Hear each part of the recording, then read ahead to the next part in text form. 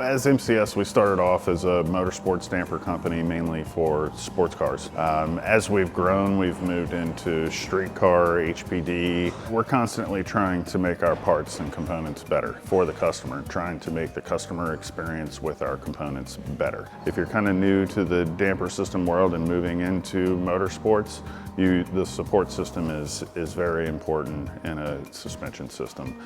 Being able to have someone to call and bounce questions off to, even some of the simplest questions, can make a huge difference with your motorsports program.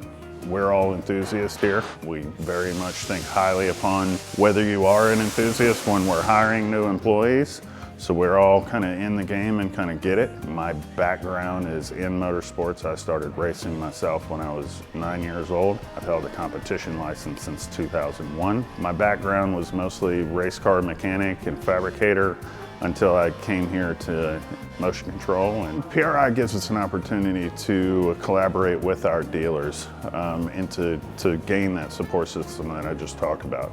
You know, to let our dealers know a lot of the new equipment that's coming out. You know, some of our customers are there and we enjoy those customer interactions very much so, but the overlap with the dealers and those customers is really important to us at PRI.